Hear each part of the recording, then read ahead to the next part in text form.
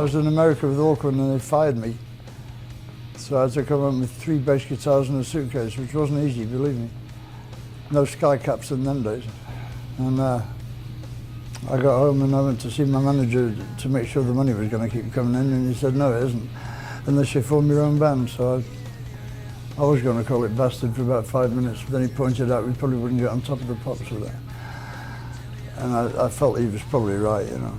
So I called it after the last song I wrote for Auckland, Motörhead. You know. Pretty good name for us, you know, slang for speed freak.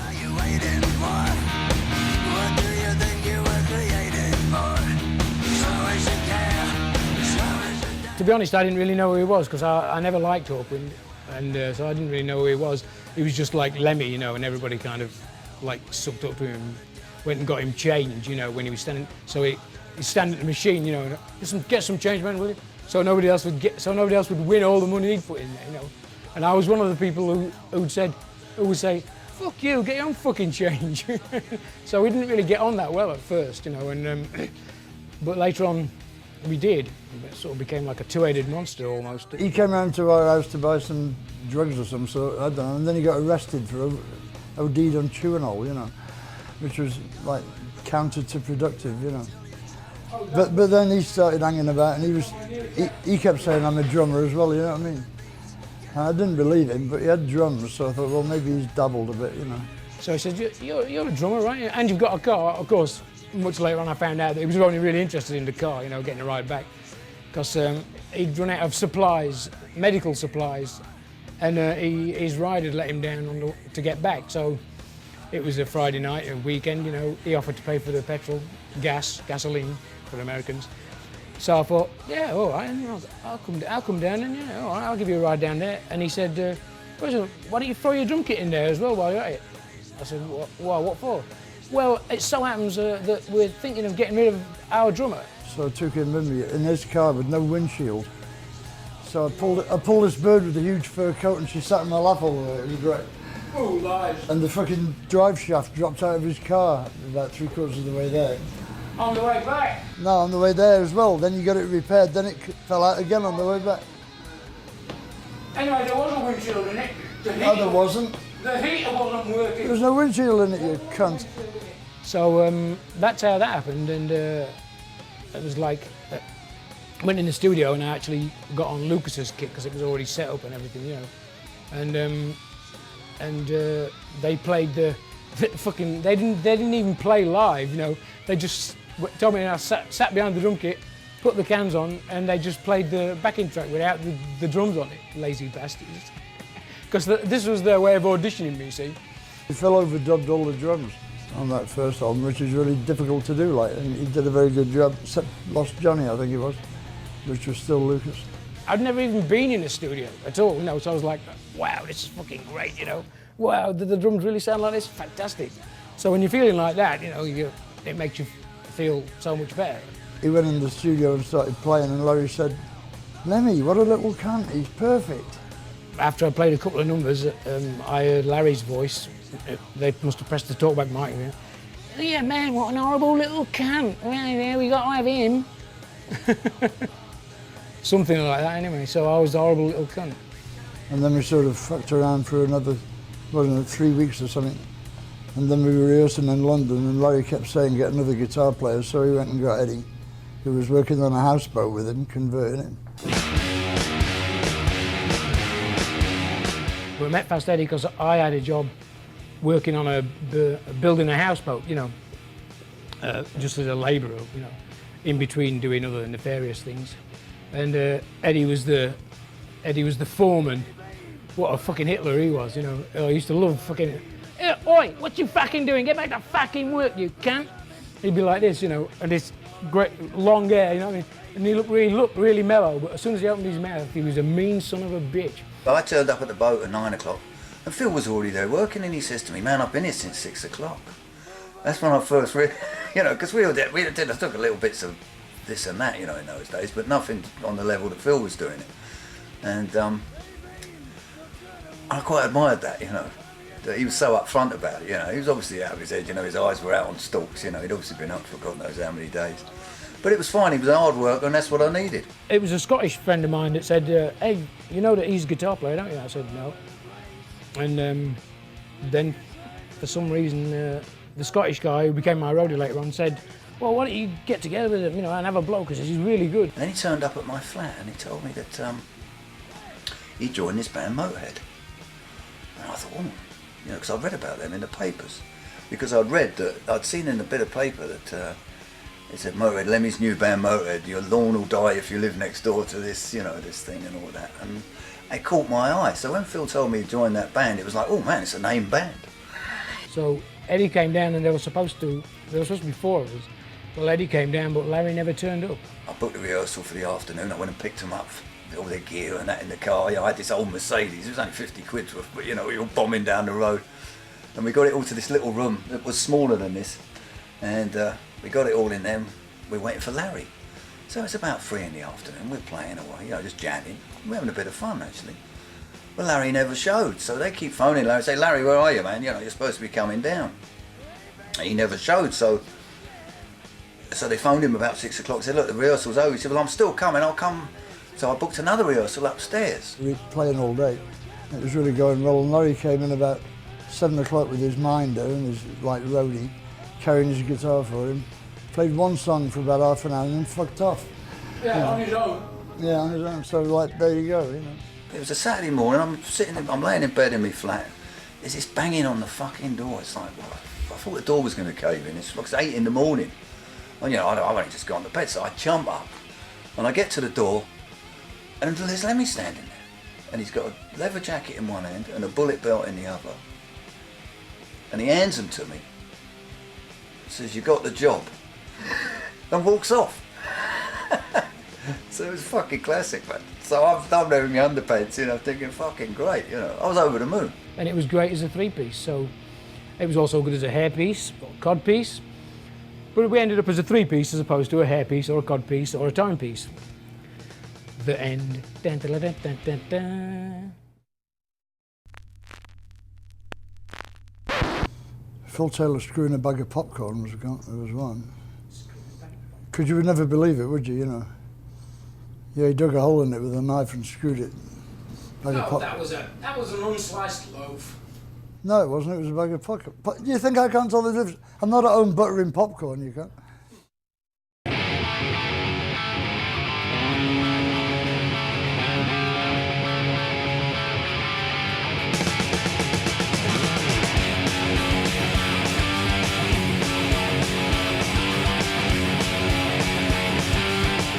We were doing the marquee. Phil wanted to leave the band, as usual. Phil said, well man, if nothing comes of the band, we might as well break up after this. So the fucking marquee was going to be our last show. Well, me and Lemmy didn't have anything else to do. I couldn't think what Phil was going to do. We were all too concerned with just everyday, day-to-day surviving, like dealing a bit of dough, to make some money to pay for the rehearsals or having a job on the side as well, like I did. Lemmy never had a job on the side, of course. Although they'll probably tell you, he was an expert carpenter. And it was going to be our farewell gig. So I said, well look, let's get a mobile down, at least to record the fucking year and a half we've been together. And put something on the fucking tape, And so we said to Lemmy, we said, listen, you know this guy Ted Carroll, don't you?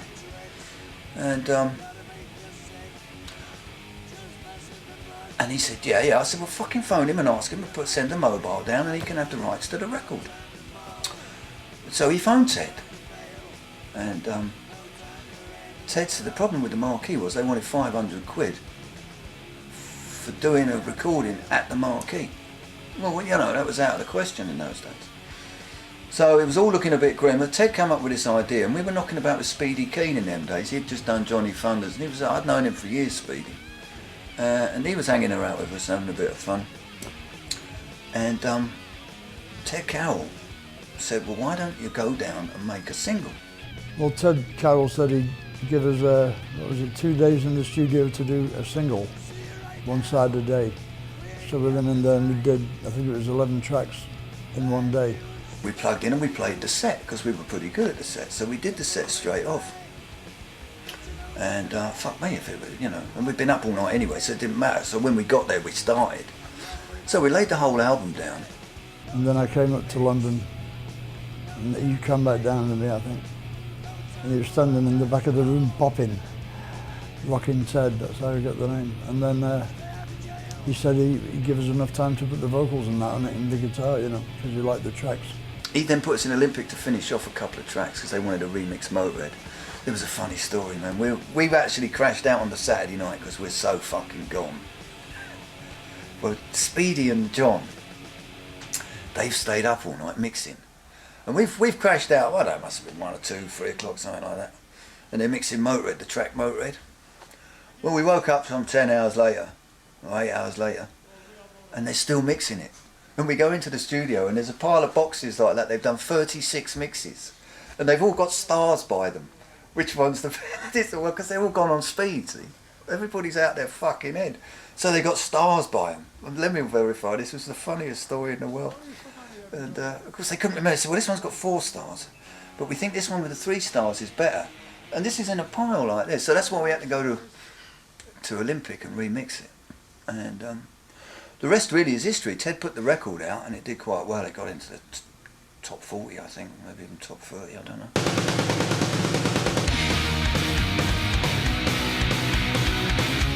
He did very well for us, you know. He saved Motörhead. Without Ted Cowell, there literally wouldn't be one, a Motörhead, because we were like going to resign. Well, I resigned. Well, we've been digging and stuff and working like dogs, and nobody seemed to be. We had a following, but it didn't. Without getting a record deal, it didn't seem worth it. You know, we were still having to deal dope and living in squats. Both of them came to every gig, like. You know. Do you know when there's a drummer at the door? He doesn't know when to come in. Very good.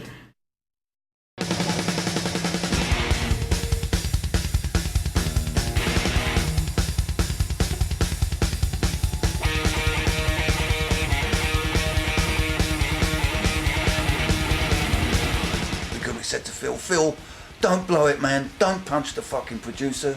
Don't throw a wobbler, kick your kit over and run out the door, because that's what he used to do. And the session would be gone. We got one day, you know, and Phil would blow it by fucking throwing a wobbler. I mean, I talk about me, but Phil was unfucking believable. A lot of fun as well, but this was serious. So we did the single, they brought it out, and there's this classic story of me. And they brought it out and it went into number 73, I think it got, or something. And fucking sure enough, we were on top of the pops. Which for us was unbelievably funny, you know. Top of the fucking pops, you know, you've gone from here to this weird place over here, you know. But of course, we weren't going to turn it down. Anything but as far as we're concerned at that time. So we did Top of the Pops. And you do it on a Wednesday. On Thursday, I was doing with Jimmy O'Neill again, I was doing a bit of painting to get a few quid, you know, to eat. And I'm painting away and it's fucking 7 o'clock and I've said to the people we work with, I said, listen, it's all right if I watch the fucking telly, I'm on in a minute. So I'm watching myself on Top of the Pops with a fucking paintbrush in one hand, you know, with the fucking overalls on, covered in paint. And there I am on the telly playing Louis Louis. And then they said condescendingly, well, maybe we should do a few tracks, do an album. So Jerry gave us this really shitty deal, but it was a deal. We didn't care, we just wanted to make a record, you know. And we'd written a few more tracks by then as well. Because we'd done a John Peel show, and we did 4 tracks on there. We did White Line Fever, Keep Us on the Road. I don't think we did White Line Fever, but we did I'll Be Your Sister, which was one of our next tracks that we wrote. Then I think we did Damage Case. And we had practically Overkill was written. Because once we had a go, we were keen as mustard, you know what I mean? They were just flowing out. It was fantastic, all this pent up stuff. We could write songs like that. It was brilliant. I always wanted to play two bass drums, but I always said to myself, no, I'm not gonna be one of these wankers who goes on stage, you know, and has 2 bass drums and never even fucking plays them. Not until I can play them. So I got this other bass drum, and I used to get to rehearsals a couple of hours before the other guys and just practice, you know, just sit there going, basically like running or something like that. And that's how that's how the song Overkill came. I was actually doing that, playing that riff, you know, just trying to get my coordination right, when Eddie and Lemmy like walked in, I was just about to stop, and they went, no, don't stop, keep going, and put the, and Lemmy came, and that was how Overkill got written. Me, Eddie, and Lemmy would play like as if it was a live gig, and once the drums were down, then they'd lose the bass and the guitar. So in other words, they could afford to make mistakes. I couldn't. I mean, there was on all of our stuff. There was never any overdubs on the drums. All the drums were all live. There was never any cheating done. Wish we could say the same for the bass and the guitar. Well, we had, what was it, 32 tracks, I think, on Bomber, 16 on Overkill, I think. Whatever it was, we used them all, like there was fucking claves and shit on there. So 24 of them on the drum kit. Nah. No, we just went in there and played it live. Overkill, we played them live. Oh, your tongue's gone a funny colour, Phil. Yeah, let me help you. There you go. This is a very good tongue, Phil. I know. Have you had it long? I'm eating my own tongue. Yeah, I'll save you a chip. I'm smoking my own shit. No thanks.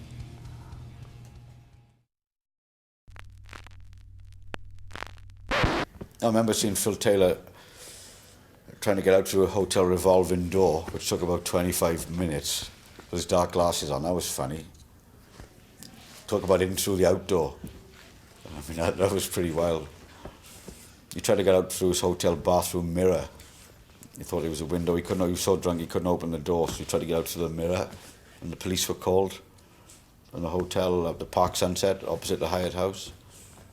That was memorable. Very memorable indeed.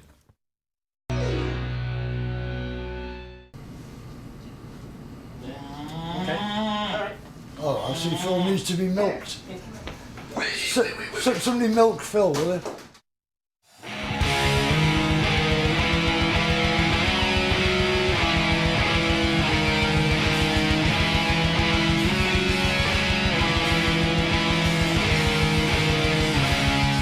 Jimmy Miller was one of them names that used to come up. Everybody go, oh, Jimmy Miller, So of course, we didn't realise quite what Jimmy had been through in his life. Because by the time we got him, he was a bit sort of used goods, But it was still kind of good. He always wore this like long cardigan, with like handkerchiefs, with big boogers out, like old fashioned.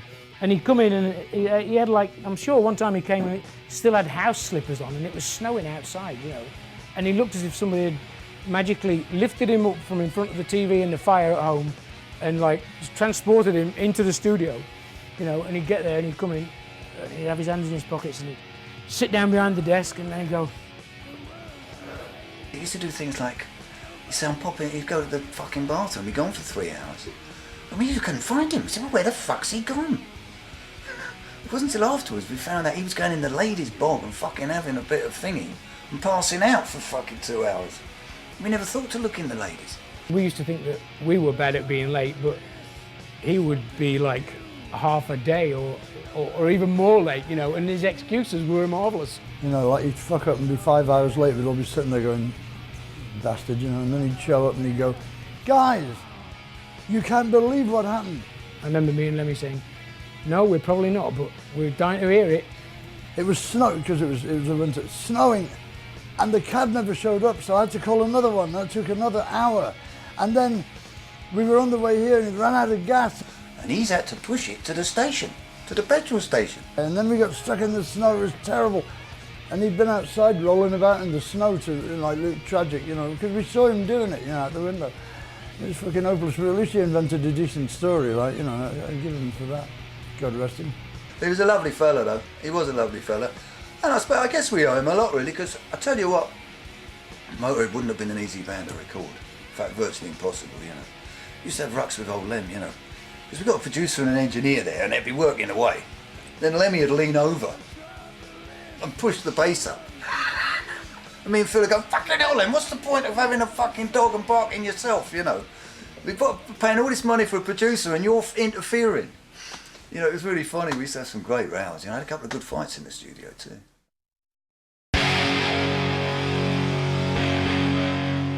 What's 12 inches long and white? Nothing. What's 12 inches what? 12 inches long and white. Nothing. Ho ho ho. I like the one about the Oh. I like the one about the Japanese guy. You know, the supplies. Oh yeah. What do you do? I'm in supplies. Walking to the factory. Supplies.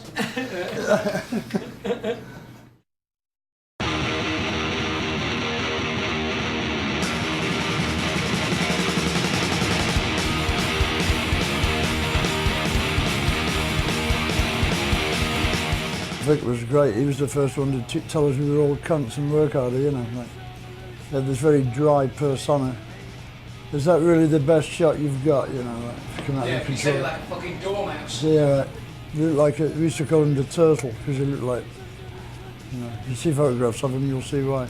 Even if he was angry, he would be angry like this. Don't, you're not supposed to do it like that, or stop that, boys, or, you know, I mean. Bonner and Overkill both went in the charts, you know. We knew we couldn't fail then. It was on, like you say, a roll. I think it was a cream bun, actually.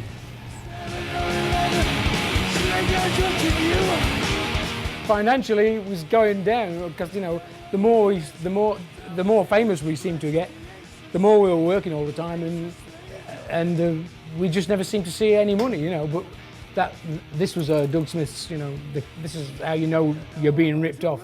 When they work you like dogs and hardly give you any time off, because, you know, when you've got a bit of time off, you might start thinking about things, you know. I'm sure that's the way he planned it.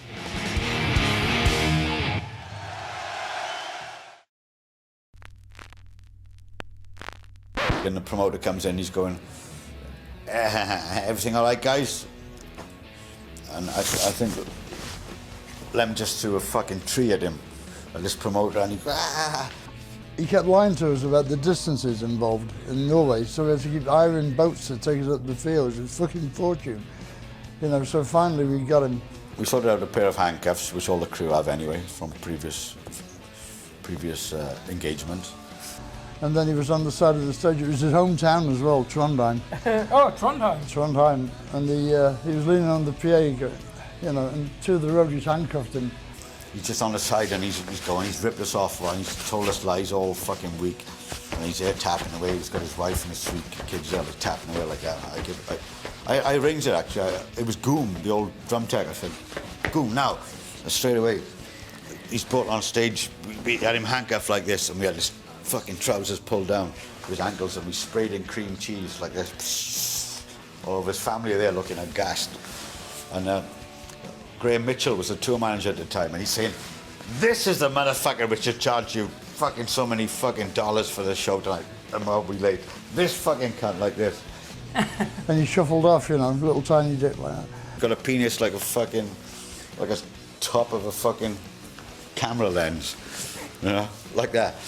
And he's there, he's just flaccid as fuck. And then he went and got in a taxi like it and went to the police station and brought the cops back. And they arrested some of the crew, like myself, everything, handcuffed and the usual stuff. Well, what happened? We said, well, he fucking told us. He told us lies all through the tour, man. He was fucking ripping us off and telling us bullshit and whatever like that. And then this huge fucking Norwegian copper came and he says, I think you have done something very terrible to this person. I said, yeah, well, he kept, you know, freaking. He said, yes. He said, yes. But this is no reason to cover a man with cheese. There's some weird English perversion, right? You know. I've got like 3 original pictures of that at home. Superb.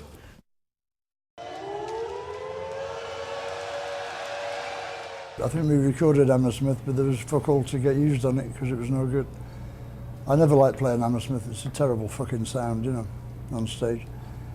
I don't know, you know, it was just like right place, right time, you know. Everybody was waiting for a live album from us because it had 3 studio albums that had been in the charts. So when it came out, it was almost automatic, you know. I didn't think it would go to #1, but I knew it would go in, like, obviously. I think it summed up an era too. I think the title was great.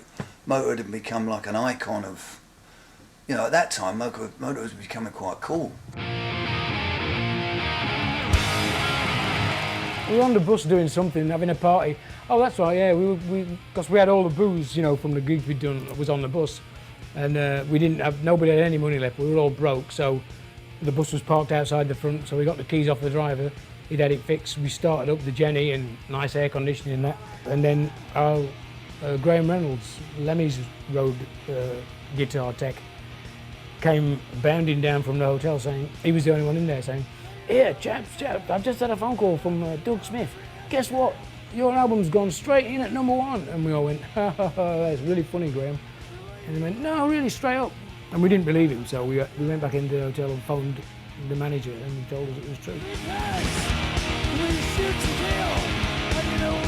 It was the most sickly fucking review I think I've ever read on the Melody Maker. It was, well, from being the worst band in the world in the Melody Maker, suddenly we're the fucking God's gift to music.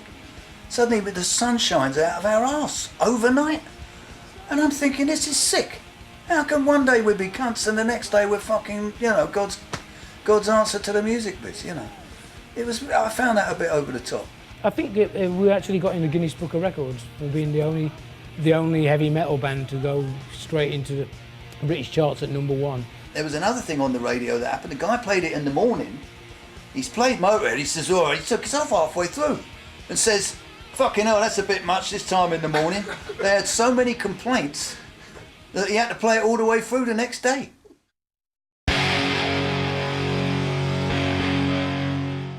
I saw a great cartoon actually, two nails talking, right? And there's a nail head in the plank behind him. And this one says, I know, I was talking to him a minute ago and then there was a loud bang and I turned around and he was gone. Fucking excellent.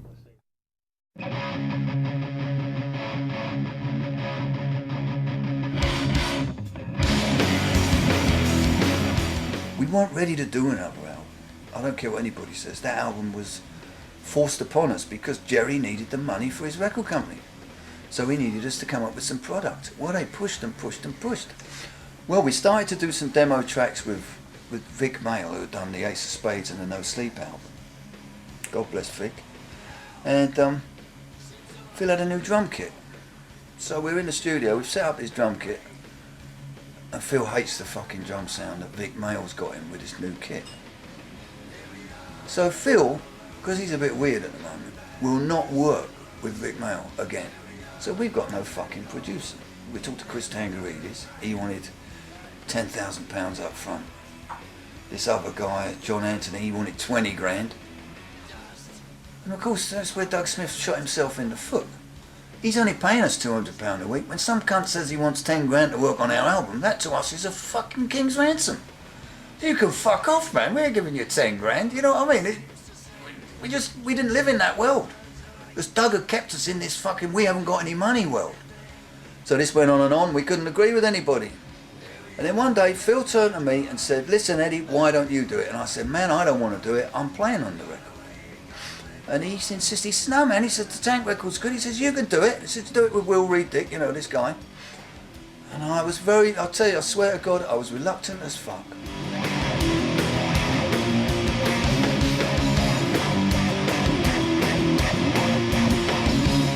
I was pissed off because we let Eddie produce it. And I wasn't at the time though, fair play. But it became obvious after it was released. I sort of sobered up and realised it was garbage, most of it. I mean, there were at least 3 songs on there that weren't even finished, you know. We just finished them in the studio, like, and cobbled it together, like, and it just was a substandard album. But the trouble is, how do you follow a live album that went straight in at #1, you know? There's nothing you can do. And then of course, true to type, we delivered a substandard fucking studio album to follow it. It wasn't so much the album, I think it was the attitude the album was made, was what made it not good. For me, whenever I play it, I can feel it's not quite right. But not just the songs and that. The songs would have been better had we been working as a unit, you know. But anyway, so the album, and then of course, the record company crying out for this record, gotta have it, gotta have it, so we give it to them. We do this fucking album cover that we weren't happy with. Doug Smith come up with this idea. Doug wants to make a film, start a film company. So he makes a film to start the Iron Fist tour. So he's using us again to give himself a foothold in the film business. So we all wear these fucking helmets that he's had made and tromp about like cunts, you know, and look like idiots falling around and dressed in all this fucking gear with swords and shit. Anyway, joke as it was, yeah, so anyway, so that was that. And then Doug comes up with this great idea about the flying stage thing, which was a fucking nightmare. We had the stage that came out of the ceiling with all the amps on it. That got stuck going back up, halfway back up in the Newcastle City Hall. Didn't he get stuck at the beginning of the show once? No, we come down all right and we got stuck going back up and it pulled the curtains open as well. We were all standing there going, what should we do now? Like, So, that gig, you can imagine, Tank go out, they're crap. Don't know what's happened to them, they're crap. We come on, we're playing songs that the kids don't even know. They haven't got the fucking album, so we're crap. We've got this stupid stage going up and fucking down, so we're crap again. It's not till the fucking encore, when we do Overkill, Bomber and Ace of Spades, that the kids come alive. but it wasn't that drove the kids away from us, it was Brian Robertson drove the kids away.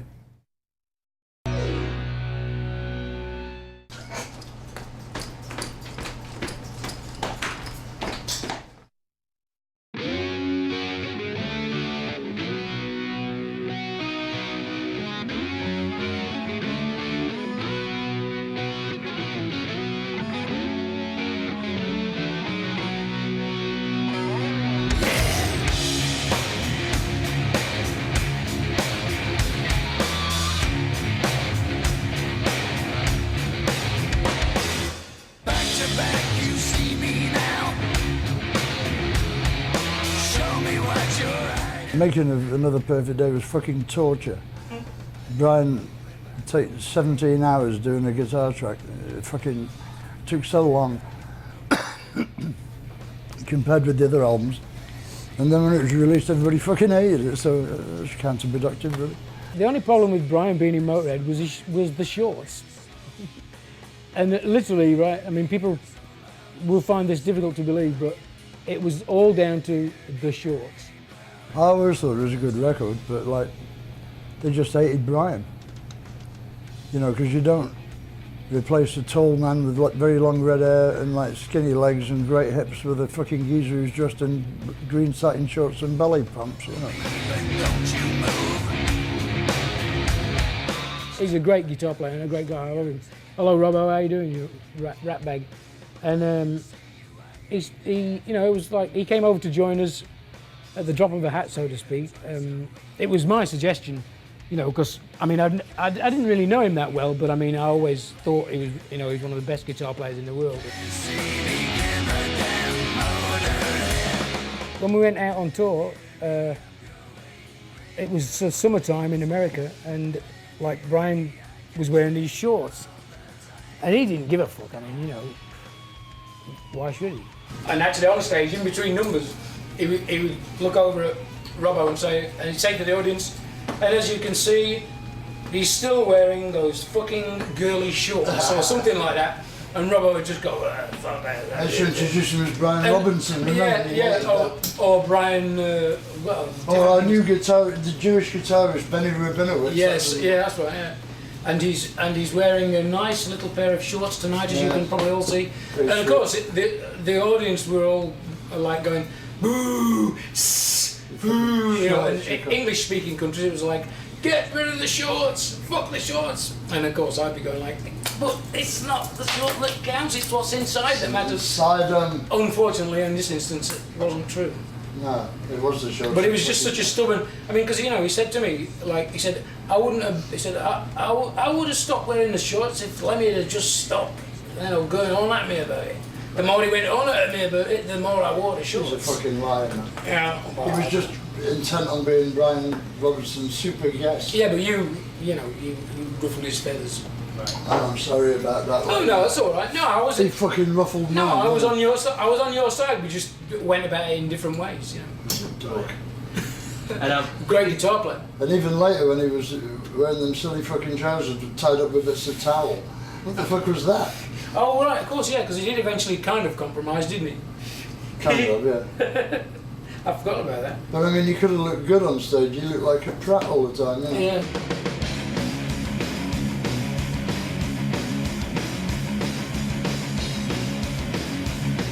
I just sent in a cassette to the management company and stuff like that, blah, blah, blah, and then I just have written a couple of CDs, a couple of singles did with Persian Risk, and then they asked me up for an audition. I came back from work one day and the wife said, "Oh, Phil, you've had a call back from them Motörhead people. Can you learn 15 songs and 3 songs of your choice by Friday?" Like this is on like Tuesday or something. So I didn't have any Motörhead albums, so I phoned up my mate who I knew he had No Sleep Till Hammersmith, so I'll always be forever grateful for him for that. So I just went up and I can't remember when I actually told to join. I couldn't decide between them, they were both really good. And Phil was more like Brian and Russell was more like Eddie. So it seemed like a good idea at the time. And he left the day they were coming up to decide between them. Right, he left in the morning and I got up there. I was the only one in Motörhead for about 4 hours. No, I like Wurzel and you like Phil Campbell, remember? Yeah, I know, but then you left the morning they were going to shoot it out, right? No. Yeah. Once we made the decision, then I left. Well, I didn't want to leave you in the lurch, you know. I didn't want to leave you in the lurch. Lem took me and Wurs on the Marquee one night. Not the Marquee, the Samaritz Club in London, and he just left us alone.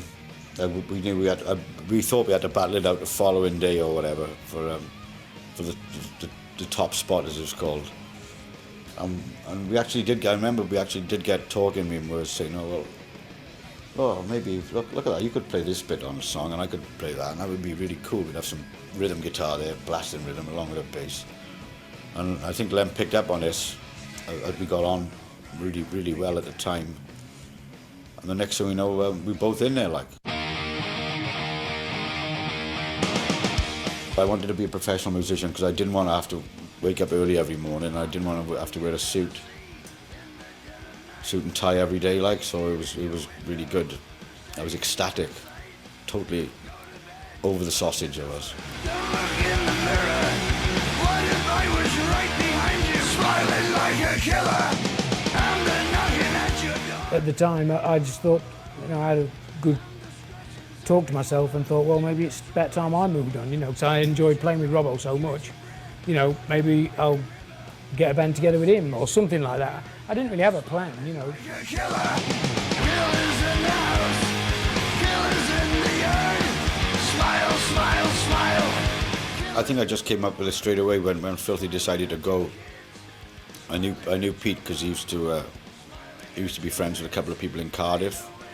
So I'd met him a few times, and I knew he was a damn good drummer. I didn't know him really well, but he was a nice guy, and I knew he could play really good drums. So I suggested him to Lem, and believe it or not, Lem said, "Yeah, let's go," because Lem had already toured with Saxon, like a bomber tour. They'd done like 53 shows in 55 days or something like that. So Lem knew how good Pete was, and it was a lot of fun for 3 years. Smile, smile, smile. Killers. Pete Gill, an even-keeled guy. You want to try and see Pete Gill get on a top bunk. We used to give him the top bunk on purpose on the bus. Actually, he's like a helicopter. He was broken down helicopter, trying to get back up the Niagara Falls, trying to get on the top bunk, Pete Gill. I mean, even keel. If you call a guy on an aeroplane, as the stewardess is coming on to check the seatbelts, getting his cock out, and me having to cover it with my hand. If you call that even keel, I suppose, yeah, he is even keel. I didn't wash my hand for 3 days. I was in awe of Saxon at the time. It was the left hand. He was in an aisle seat. I was next to him. It was a very creative time. I mean, when Pete joined, he'd been out of playing professionally for a few years, and obviously mine and Wurzel's creative juices were flowing, and so were Lem's. We did the 4 tracks for No Remorse. I think it was Snaggletooth, Steal Your Face, Killed by Death. I think that was the third or the second song we wrote in No Miss. And what was the other one? And Locomotive, that's right, yeah. That's right, I remember me and Lem went to John Entwistle's house one day in Rickmansworth, and we played him Locomotive. And he said, "Bloody hell, man." He said, "You're a drummer." We said, all in one take? And we said, yeah, he did it all in one take. And John Entwistle couldn't believe it, like, so that was quite a compliment. But for Orgasmatron, it was great. I think the production let us down in Orgasmatron. The songs were really good. We put a lot of effort into the songs. I mean, riding with the driver and stuff like that, and a lot of stuff. I just think the production let it down. He really cocked it up, you know. I mean, the rough mixes on that album were great, and then he really cocked it up. Like, took it to New York and mixed it, and come back with this terrible mess. And he brought a case of champagne into the studio, and his manager was standing by the door, determinedly bopping. But it didn't work, you know. Slowly, Phil just pushed the champagne back onto the desk with his fucking foot. Yeah, another instance of the producer thinking he's the artist, you know. It was like early hip-hop type sounds and things, like when hip-hop started, and it wasn't like taking a big shit after a carry, like, which it should have been. You know what I mean? It was like pecking at a packet of peanuts, like, which is not what we're at.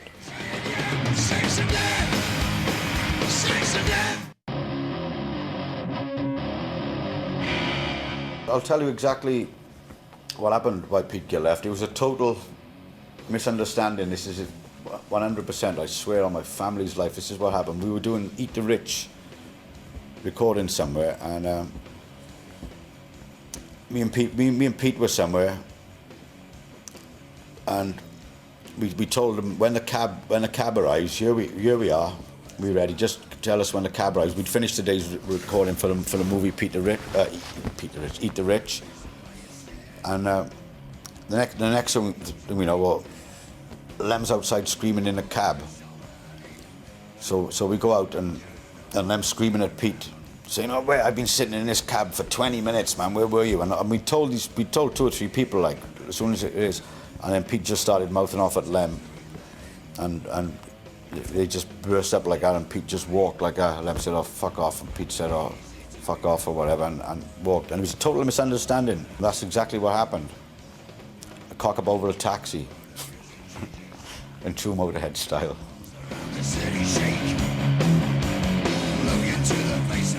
The rock and roll recording, it was at Redwood Studios, somewhere in London.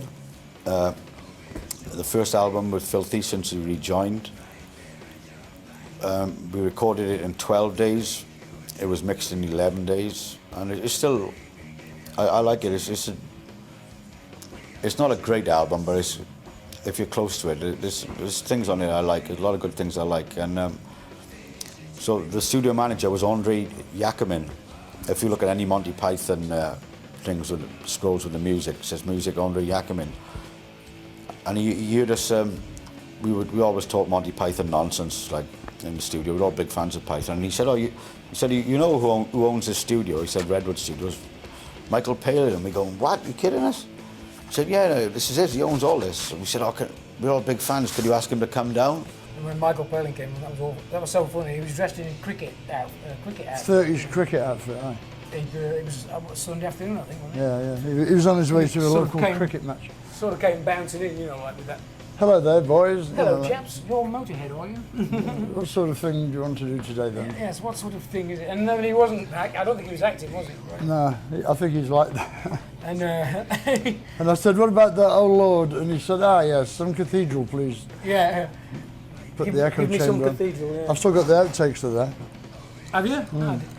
And the trousers. Bless this thy holy Motörhead. So they may get one of the pairs of trousers each. At least one of the pair of Oh trousers. Lord, thou hast seen the trouserless and had compassion. Yeah. Look down upon them. In that. It was fucking good, man. Welcome to the end of side 1 of this Motörhead record. Yeah.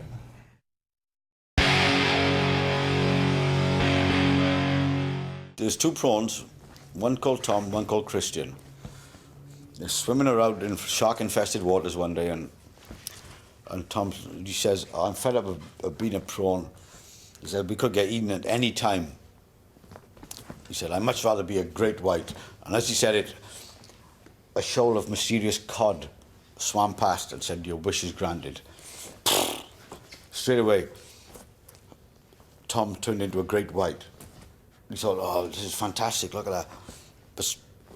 Christian, his friend, he'd gone off to his house. They'd all scared. Obviously, a prawn scared of a great white. All the local prawn family and friends, they all scattered. So after 2 or 3 weeks now, Tom's swimming around and everything, and he's bored. He can't find nothing to play with or nothing. And he said, "Oh God, I'd rather be a prawn." So he said, "Oh, I gotta find them cod." So he's looking around. After another week, he finds his cod, and he says, "Oh, I want to be a prawn." And they swam past, and the wish is granted. All of a sudden, he's a prawn. So straight away, he goes straight up to Christian's house. He's banging on the door, and Christian says, "Fuck off." He says, No. He says, "I found cod. I'm a prawn again, Christian." 1, 2, 3.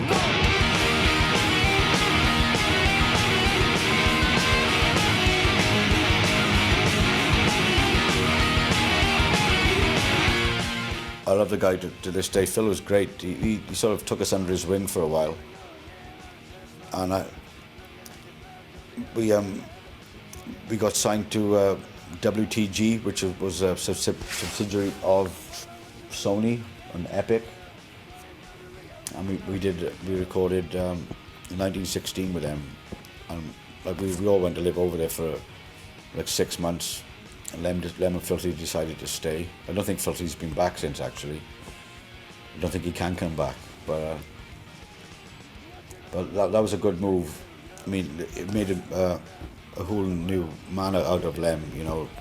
He'd rather be swanning down Sunset Boulevard, watching chicks in bikinis and walking around Portobello Market with it pissing down with rain, so... It took 10 years off Lem anyway. It was great. 1916 was very funny because we had this guy called Ed Stadium started out producing it. He was a very, very well-known producer and everything. And then we went in, we played one day, and then we went in the next day, and he was playing us the track back, and I said, "What's that in it?" And we pulled down all the tracks, and there was like triangles on it and claves and all kinds of weird percussion shit. And he must have been in the night before, in between, and put them on there, because they weren't put on while we were doing it the day before, right? So he must have come in after hours, because he said he's off home in his car. He must have drove back and done all this shit overnight, right? And we sussed him out and wiped him all off again. Very strange indeed. But there's some good tracks on that. That was really the Renaissance album for Motörhead in 1916.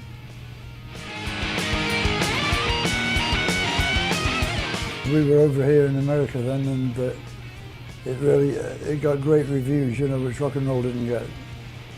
In 1916 got great reviews, and it said, and we also played that year the first gig at Hammersmith with the 4-piece lineup, which was also Phil's birthday, which was good, you know. And they went fucking crazy, you know, Hammersmith went nuts. So that was a good one, you know.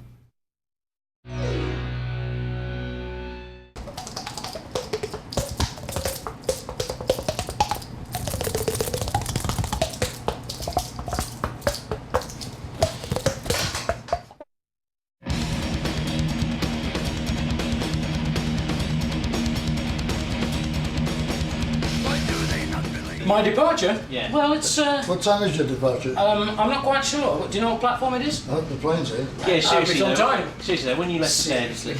We didn't leave, he was pushed. When I left, or when I leapt?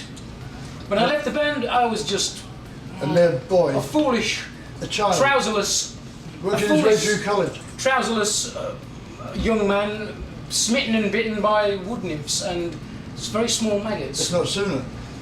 They were eating away my wooden trousers. No matter what he said, it's true. It was the hinges, you see, Yeah. the hinges on the knees of my wooden trousers. I got caught in the rain, It atrophied. and you see, The atmosphere. they'd rusted up so solidly, and Lem refused to lend me the oil can. Yeah, it was And my so oil can. I said, I'm "Get gonna your own leave." fucking oil can, I said to him. I said, if you don't give me all my wooden trousers, I'm going to leave. He said, how are you going to leave if you can't fucking bend your If knees? you can't walk. So I jumped, I hopped, I left like this. He leapt. Yeah.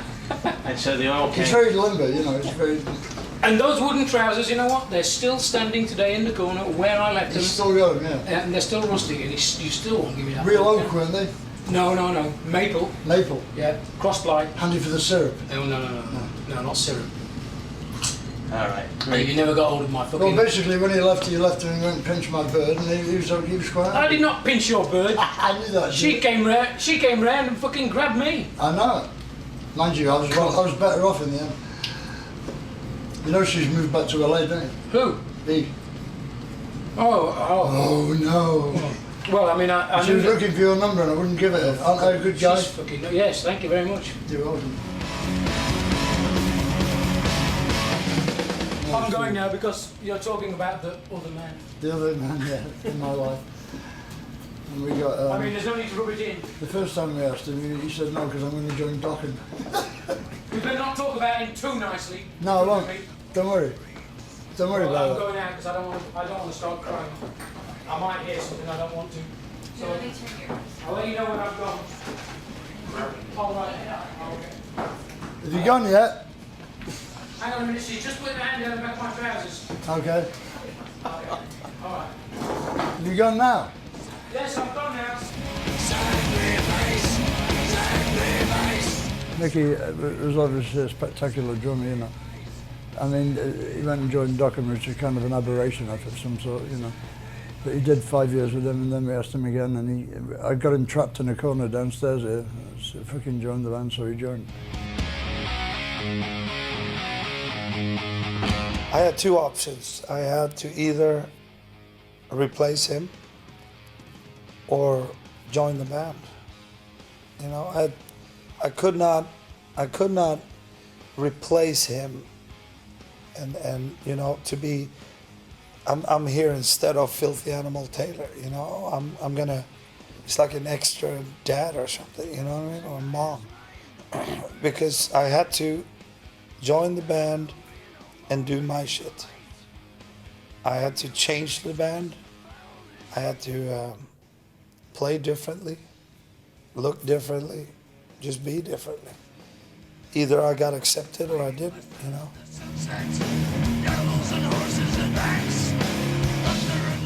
I remember coming to London first time playing. A lot of people said, who is that fucking California fucking wanker that got in the band and poster? Fucking behind me, my hair was down to my ass, blonde, fucking, you know. I smelled good, you know. Which was a fucking, you know, difference to begin with. People thought it was weird because, like, Dockham were more of a poser band, and we were more of a non-poser band, sort of the opposite ends of the spectrum. He was blonde, we were dark hair. He wore aftershave, we didn't. So I remember London. It was, man, if they could kill me, I would have been, you know. I was walking into Hammersmith, and it was like, wow, these fuckers want to fucking kill me. But we did the show, and the same people that looked really fucking angry at me before the show, they stood in line to shake my hand afterwards, you know. The first tour he did was a big tour, actually. It was Operation Rock and Roll with Judas Priest, headlining Cooper, good old Alice there, us, Dangerous Toys, and Metal Church. I was like 6 weeks in big venues in the US. And it worked out great. And Mickey's been with us for 14 years since that, I think, yeah. If I compare this stuff to King Diamond or Dawn or whatever I've been playing, this is the hardest shit you can do, really. I like my drums to, I mean, I explain it like this. I can overplay these songs. Very, very simple, easy. I can do drums all over these songs and show how damn good I am, you know? With a million fucking things. But that's not Motörhead. I'll destroy this music. I never want to do that. I like to keep it really straight and heavy. And when the shit gets there, it's supposed to taste good. You have to choose your moments. Less is a lot more in a band like this. A couple of years ago, we went through, I think we went through 8 monitor guys and 13 gigs. Because like being a monitor guy with Motörhead is it'd be easy to reconcile the Russians with the Chinese or make box girder bridges, you know. So this one guy turned up. He turned up. He had his suitcase, where's the new guy? He turns up at soundcheck on the stage with his case, introduced to us all. He says to Lemmy, now I think I've heard what the problem is. It's the 3.5K, he's down with the 15 kilohertz, but Lemmy said, he's fired. And the guy, we fired him on the spot like that, like too much fucking technical shit. Guy didn't even make the dressing room. He'd gone. Another guy we found making wedding invitations on his computer when he should have been taking down our feedback, instead of welding us with a fucking feedback, so he went. It's like being president of fucking Philippines, man. Being a monitor guy with us.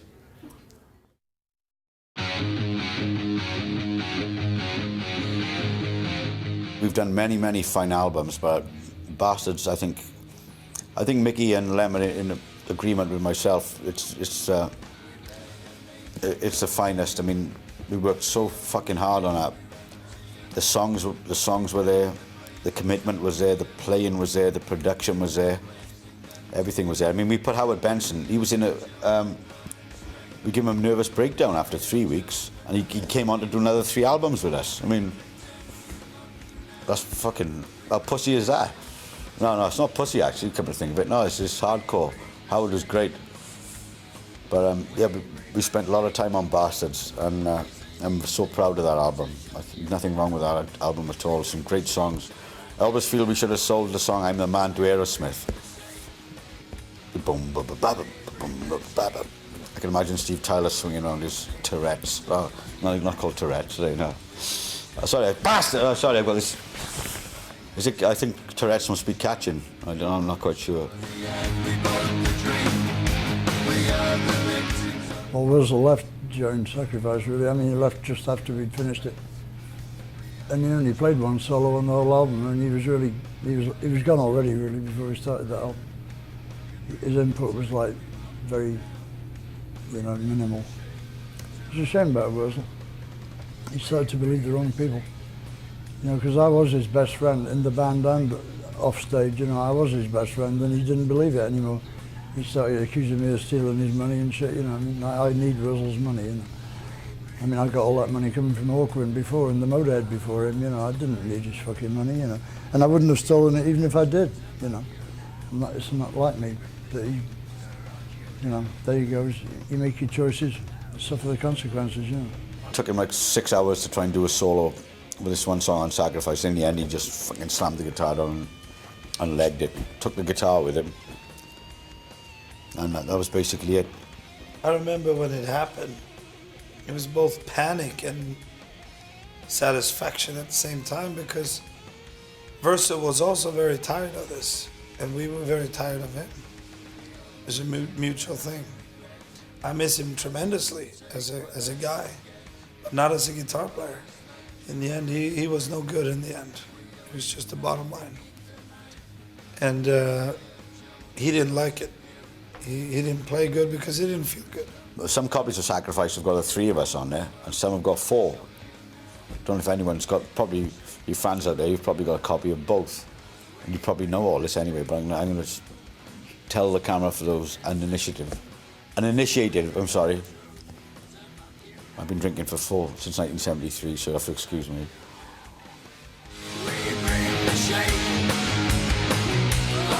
And then, of course, here we are as a 3-piece with, Phil, and I go, oh my God, Phil's gonna do this on his own.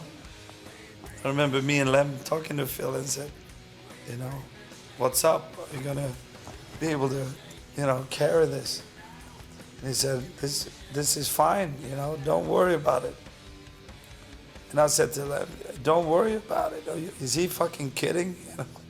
I was confident that we could carry it out as a 3-piece, and I said to Lem and Mick, I said, look, let's rehearse, let's try it as a 3-piece. I said, and if it's not working, I said, believe me, I'll be the first one to say we need to get someone else in. We had a German tour coming up, so we said, all right, we'll give you the German tour, see how it goes, And the first night, this thing flashed past me during the first song, and it was fucking Phil Campbell. I'd never seen him move more than 2 feet on stage before. Doing all these gyrations and shit, and there he was, he did very well. He proved us so wrong, first show, He was running around, from being the more musician standing on his same place playing Versa was the the headbanger, you know, the wild one. He come flying up to me all the time on the drum riser, and you know, and Phil was always more concentrated and playing the right stuff, carrying the band musically, if you will, out of these two guys. And now suddenly he's running around being completely nuts on stage, and played so good, and he has just grown into that role more and more every year, you know.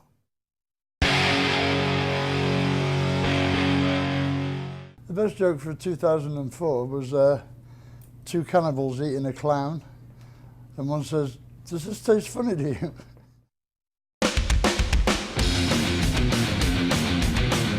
It was a great album. I liked Overnight a lot. I was very pleased with that. Snakebite Love was had two turkeys on it, you know, the last two tracks, but we were, as usual, working under the fucking clock, you know. Did you feel that? And I've got people coming up to me saying there's two favourite tracks, you know, so what the fuck? Oh, yeah. Don the gay bus driver. Oh, that faggot. Oh, Philip, oh, Philip. Oh, my machine. He was drunk, you know. He got drunk, this gay bus driver, and he was after his ass. And he said, "Philip, Phil." That's right, I remember He it. tried to get in his I'd bunk forgot- with him and he gave him a kick. I'd forgotten all about him, yeah, I remember. Yeah. We got rid of Was him. it Don? Yeah, Don. What is it with this microphone and me? I mean, You're just not photogenic, I suppose.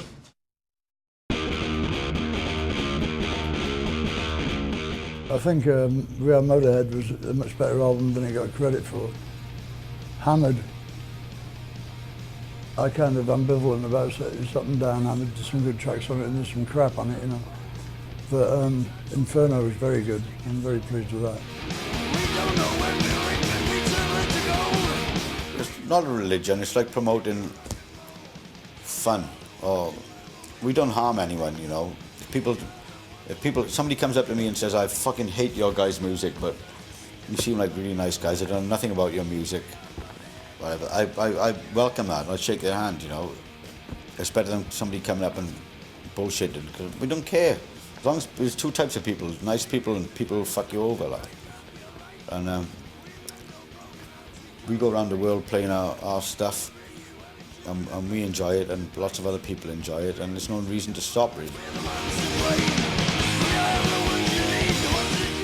Not till when we're long gone and people are gonna try to copy our music. I mean, really copy our stuff. When they do, they realize how hard it is. But we're not gonna come across like Rush or King Diamond or they don't get it right away. You have to live this band, and then you realize how hard it is. It's the hardest thing I ever done in my life. And like for Lem is not a typical, you know, Geddy Lee and Rush is Geddy Lee and Rush. You know, you don't think Lem is a bass player, but he really is a bass player. He's a tremendous bass player.